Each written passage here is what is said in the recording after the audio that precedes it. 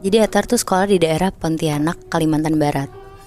Nah, pas Atar baru masuk SMP, biasanya kan ada kayak demo ekskul gitu ya. Si Atar ikutan lah ke acara itu. Dan yang paling terkenal bagus dan berprestasi di sana tuh Paskibra. Jadi perhatiannya si Atar tuh tertuju banget lah sama si ekskul itu. Dan tanpa mikir panjang, dia langsung mau ikutan ekskul Paskibra. Atar langsung daftar dan setelah ngelewatin proses berhari-hari, Atar ngerasa bangga banget karena sebenarnya yang daftar tuh banyak banget dan harus diseleksi. Tapi si Atar ini tuh lolos jadi paskibraka. Jadi jadwal latihannya tuh biasanya hari Jumat setelah pulang sekolah Moebi. Sekitar jam 2 siang setelah Jumatan selesai. Nah, karena masih kelas 7, jadi Atar tuh masih punya kakak kelas paskibra yang lumayan banyak. Dan di situ dia juga belum bisa hafal semuanya. Jadinya dia tuh cuma main sama teman-teman seangkatannya aja lah selama ekskul ini. Cuma dari awal ekskul mulai, Atar tuh ngerasa kayak ada satu murid yang gelagatnya tuh aneh banget. Jadi nih ada instruktur paskibranya, kayak pelatihnya gitu ya. Dia tuh lagi ngejelasin gerakannya gitu dan nyontohin buat jalan ke tiang bendera di ujung lapangan. Tapi ada satu murid perempuan yang Atar yakin bukan dari kelas 7 ngikutin pelatihnya ini, bahkan jalan di sebelah pelatihnya. Pokoknya bener-bener persis ngikutin gerakan si pelatihnya ini. Di situ Atar ngeliatnya tuh aneh banget, tapi dia diem aja. Sampai akhirnya waktu latihan paskib selesai, Atar sama teman-teman kelas 7-nya tuh langsung pada pulang. Atar yang masih dijemput sama ibunya langsung dadah-dadah ke teman-temannya karena udah dijemput duluan. Langsung deh tuh si Atar masuk mobil. Terus selama perjalanan pulang, Atar ceritalah ke ibunya. Dia tuh seneng banget kalau ikutan paskibra karena seru banget.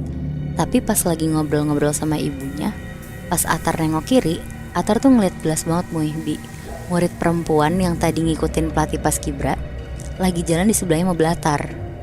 Tapi yang bikin kagetnya tuh murid ini jalan dengan keadaan bajunya tuh robek-robek dan mukanya juga berdarah-darah. Ngeliat itu Atar tuh refleks langsung teriak lah ke ibunya nyuruh berhenti, karena si Atar tuh mau nolongin murid itu maksudnya. Tapi pas ibunya nanya kenapa dan Atar bilang mau bantu perempuan itu, ibunya tuh bilang kalau si ibunya ini gak ngeliat siapa-siapa di kiri mobil. Oke. Ngedenger itu tuh Atar kaget banget. Bahkan Atar tuh sampai ngejelasin dengan detail semua ciri-ciri perempuan yang masih bisa dilihat Atar sampai mobil mereka tuh berhenti. Tapi tetap ibunya tuh gak bisa ngeliat juga. Sampai akhirnya ibunya tuh jadi kesel sendiri dan langsung jalanin mobilnya lagi. Ibunya ngegas, terus Atar tuh teriak, "Bu awas, teman Atar di depan mobil." Tapi ibunya yang gak ngeliat apa-apa tetap ngegas dan jalan ke depan. Dari situ Atar tuh sadar kalau murid atau perempuan yang tadi jalan di sebelah kiri mobil Atar dan yang tadi ngikutin pelatihnya Atar tuh bukan manusia. Karena langsung nembus mobil Atar gitu aja. Atar di situ kaget banget karena ini tuh pertama kalinya dia ngeliat secara langsung ada sosok yang tak kasat mata gitulah. Di situ dia langsung diem aja, matung dan gak berani ngomong apa-apa ke ibunya.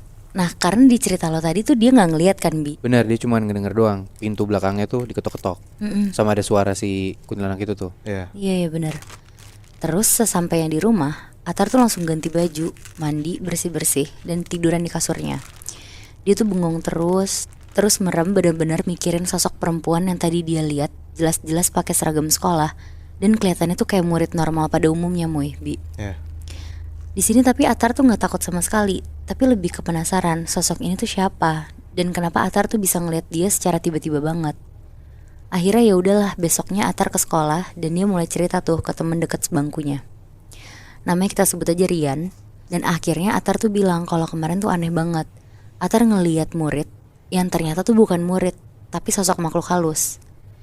Tapi ya gimana ya Bi, namanya juga anak baru lulus SD, ngomong begitu kan dikira halu ya. Diketawain langsung lah sama si Rian. Si Atar malah kesel tuh di situ. Terus pas jam istirahat si Atar langsung ke bawah duluan mau jajan ke kantin. Dia ninggalin si Rian di situ.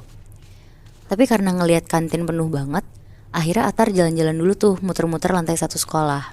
Dia kayak jalan ke arah lobi sekolahnya Bi. Karena di sana tuh tempat nyimpen piala dari dulu sekolahnya berdiri. Jadi kebayangkan sebanyak apa tuh piala-pialanya. Nah pialanya tuh ada di kanan kiri lobi. Jadi kalau lo berdiri di tengah-tengah lobi, kanan kiri lo tuh bener-bener piala gitu. Terus Atar tuh ngeliat-liat gitu, ada piala apa aja sih dan dari tahun berapa aja. Tapi emang benar mayoritas tuh pialanya piala paskibra. Karena paskibra sekolahnya kan menang terus kan tadi gue bilang. Benar-benar. Nah pas Atar balik badan mau ngeliat sisi piala yang satu lagi, Atar kaget banget Moy, Bi. Dia ngeliat ada sosok perempuan yang dia lihat kemarin lagi. Tapi ya bukannya kabur, si Atar tuh pelan-pelan jalan ngedeket dan berdiri nyampingin si sosok ini. Anjir, berani banget. Sambil Atar tuh ngelirik ke piala yang diliatin sama sosok ini, karena sosok ini tuh katanya gak bergerak sama sekali ngeliatin piala itu. Pas dibaca Atar sih gak ada yang aneh, soalnya pialanya itu tuh tulisannya Piala Juara 1 Lomba Paskibra tahun 2001. Ngeliat itu Atar bingung sih. Terus abis ngeliat pialanya, Atar langsung liatlah ke si perempuan ini. Niatnya sih mau pura-pura sambil sosok nanya anak kelas berapa Moy, Bi. Tapi pas Atar baru mau ngeluarin kata dari mulut, si sosok perempuan ini tuh nengok ke Atar langsung. Terus mukanya tuh basah sama air mata dan hancur banget Moy, Bi. Waduh. Di situ juga langsung bau banget satu lobi rasanya. Kayak bau-bau amis darah kecampur sama bau bangke yang udah lama gitu. Udah tuh langsung kabur lah si Atar. Dia bener-bener lari kenceng banget langsung ke kelasnya, ngasih tahu ke Rian kalau dia tuh ngeliat sosok itu lagi. Karena penasaran akhirnya Rian ikut tuh ke bawah buat ngecek apa yang dilihat sama si Atar. Tapi pas mereka berdua sampai ke lobi, udah nggak ada siapa-siapa Moy, Bi. Kosong lobinya. Tapi nggak tahu kenapa di situ Rian tuh percaya sama Atar. Karena mungkin dia baru pertama kali ngelihat si Atar tuh setakut itu kan. Tapi karena si Rian juga gak lihat apa-apa, akhirnya Rian bilang lah ke Atar buat tenangin diri dulu. Dan besok-besok kalau keliling sekolah bareng si Rian aja, biar dia gak sendirian dan ketakutan. Nah singkat cerita Muibi, seminggu berlalu tuh, gak ada apa-apa akhirnya. Atar udah gak ditampakin juga sama sosok ini. Sampai tiba di hari Atar tuh harus latihan paskibra. Sehabis sholat Jumat, Atar langsung siap-siap ke lapangan buat latihan. Rian yang juga ikut paskibra tuh juga ikutlah ke bawah. Pas sampai di bawah dan lagi ngobrol-ngobrol, lagi-lagi Atar tuh ngeliat sosok perempuan ini persis di lobi tempat Atar ngeliat dia kemarin. Di depan piala-piala itu? Bener Moy. Langsung dikasih tau lah tuh ke Rian bisik-bisik. Tapi ya ternyata Rian juga sama kayak ibunya Atar, gak bisa ngeliat sosok itu. Akhirnya Atar mutusin untuk gak nganggep sosok itu ada dan fokus buat latihan. Terus Moy, Bi, pas lagi latihan, lagi-lagi Atar tuh ngelihat sosok perempuan itu, tapi di depan tiang bendera, pakai seragam sekolah dan diem aja nggak ngapa-ngapain sampai latihannya selesai. Nah akhirnya selesai latihan, Atar yang udah ngerasa kesel banget karena cuma dia yang ditampakin, nyapa salah satu kakak kelas paskibranya dan ngasih tahu tentang apa yang dia lihat dari seminggu lalu sampai barusan. Ngedengar itu kakak kelas paskibranya Atar tuh kaget banget Muibi. Pas bubar latihan, kakak kelasnya ini tuh cerita ke Atar kalau ada satu cerita. Jadi sekitar 10 tahun lalu ada lomba paskibra di zaman itu, dan lombanya itu tuh di kantor gubernur. Nah pas OTW dari sekolah, salah satu anggota paskibra itu tuh kecelakaan dan meninggal.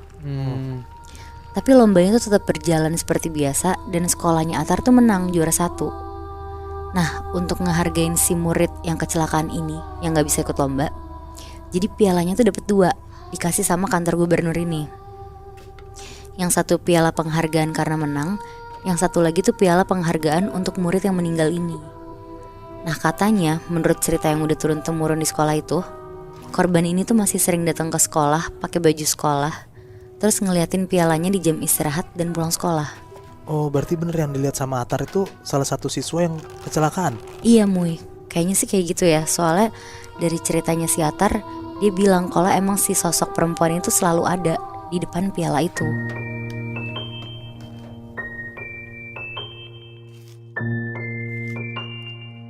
Cerita Danu kali ini tuh tentang seorang kakak adik yang kakaknya ini tuh ikutan salah satu padepokan yang cukup kuat di daerah Banjarnegara.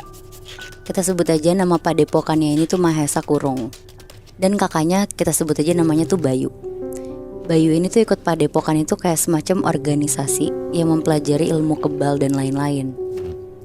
Terus suatu ketika si Indra, adiknya si Bayu ini, pulang ke kampungnya ke Banjarnegara pas lagi libur semester karena dia tuh kuliahnya di Jakarta. Nah ini tuh kejadiannya sekitar tahun 2014. Akhirnya si Indra pulang kampung dan pas sampai kampungnya sekitar semingguan tuh si Bayu tiba-tiba mau ikut ke Jakarta karena katanya udah gak betah tinggal di kampung. Si Bayu tuh mau ikut kuliah di Jakarta, terus nyoba daftar kuliah. Dan Indra ini posisinya tuh udah semester 4. Jadi si Bayu tuh kayak ketinggalan 4 semester lebih lah. Akhirnya dia berdua ke Jakarta lah nih. Terus milih-milih kampus. Dan akhirnya Bayu tuh mutusin untuk beda kampus sama si Indra, si adiknya. Akhirnya mereka di sana tuh mutusin buat ngekos berdua juga. Tapi si Indra tuh dari awal udah tahu kalau kakaknya si Bayu ini tuh emang agak aneh semenjak ikutan padepokan itu. Nah, contoh pertama keanehannya Moibi, pas udah sampai di kosannya, berarti ini udah di Jakarta ya. Ya. Si Indra tuh kebangun tengah malam mau ke kamar mandi. Dan dia tiba-tiba tuh kayak ngelihat Bayu tidur terlentang, posisinya tuh tangannya di dada, nggak pakai bantal, dan posisi jempol kakinya tuh dua-duanya nempel. Oke. Jadi tuh kayak mayat gitu loh. Oh. Si Indra ngeliat ini tuh aneh banget posisi tidur dia. Cuma karena Indra udah kebiasa sama tingkah anehnya si Bayu, akhirnya dibiarin aja tuh. Terus lanjutlah dia pipis dan tidur lagi. Nah besok paginya Indra bangun duluan karena ada kelas. Pas Indra turun dari kasur, dia kan nginjek kasur Bayu. Jadi tuh kasurnya Indra sama Bayu tuh yang di atas tuh posisinya Indra, yang di bawah Bayu. Jadi kayak posisi kasur tingkat yang nyambung gitu loh. Nah pas si Indra nginjek kasur Bayu, di kasurnya Bayu tuh penuh sama pasir. Terus si Indra nih mikir, oh mungkin ini dari langit-langit atas kali ya, dari plafon. Tapi pas dia cek langit-langit tuh nggak ada bolong atau rayap sama sekali. Akhirnya ya udahlah didiemin sama Indra. Dia langsung berangkat tuh ke kampus.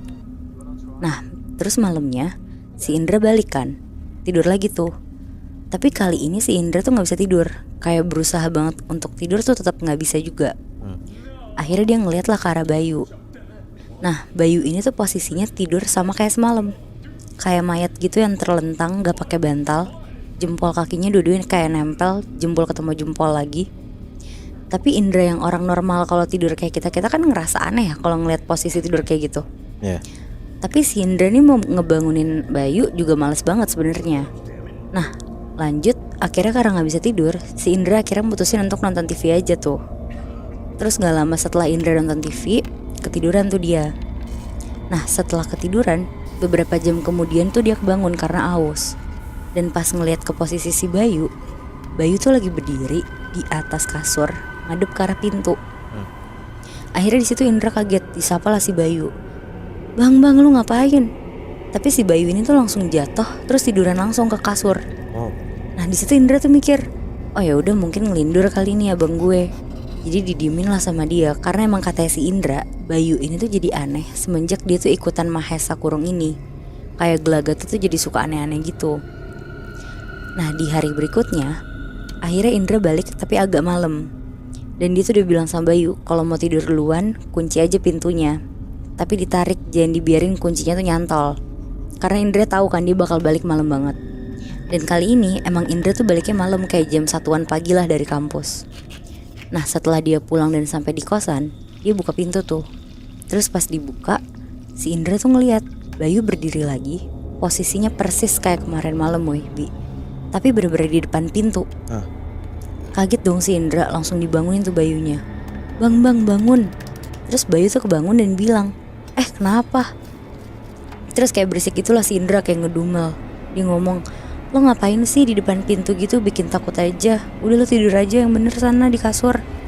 Terus udah tuh si Indra lanjut mandi. Gak lama dia tidur.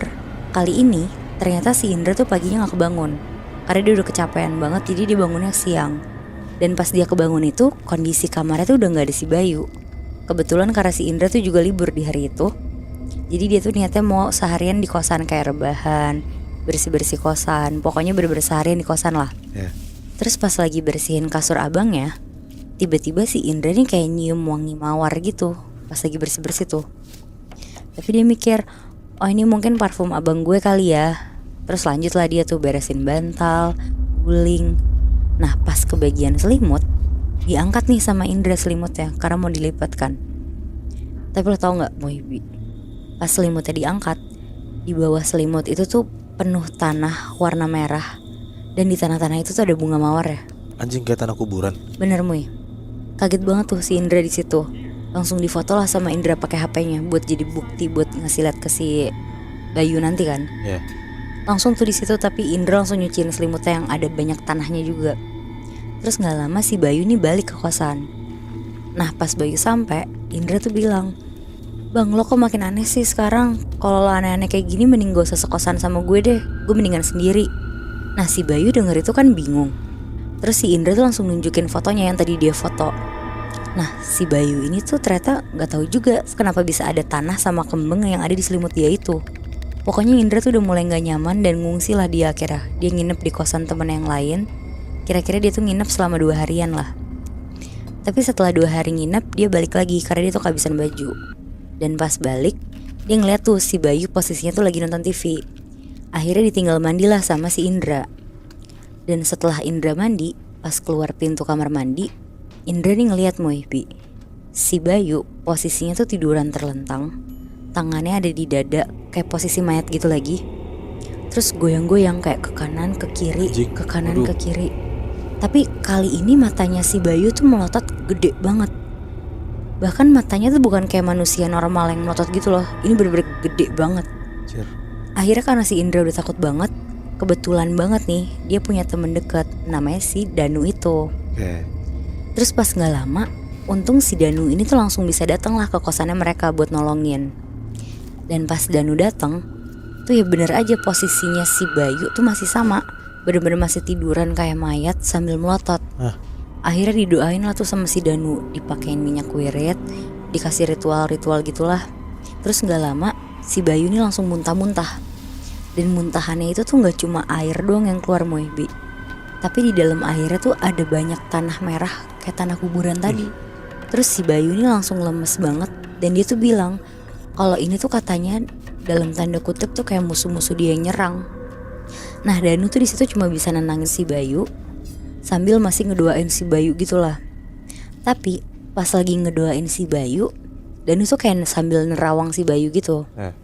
Nah ternyata dalam penglihatan si Danu, Bayu tuh kayak pernah pergi kayak camping gitulah di kampung. Terus dia tuh pipis di pohon. Dan ternyata pohon itu tuh adalah sarang pocong. Anjing. Dan pocong-pocong di situ tuh nggak terima semua sama si Bayu. Anjing, terus kelanjutan si Bayu gimana, Nat? Disembuhin sama Danu apa gimana? Nah iya, tapi si Danu tuh juga nyuruh si Bayu untuk datengin ke pohon itu lagi. Tapi tuh sambil kayak bawa air kembang kayak gitu ya kayak untuk minta maaf gitulah karena udah sembarangan. Tapi semenjak kejadian itu dan Bayu balik ke pohonnya lagi, udah gak digangguin lagi? Udah gak lagi. Tapi si Bayu ini kena kayak gitu tuh ada hubungannya sama padepokan yang dia ikutin gak sih, Nat? Nah kalau itu gue kurang tahu sih Bi. Tapi katanya Danu tuh lebih ke pohon yang dia numpang pipis gak sengaja itu. Oh berarti pikiran Indra yang dia bilang abangnya jadi berubah karena ikut padepokan tuh salah ya? Iya benar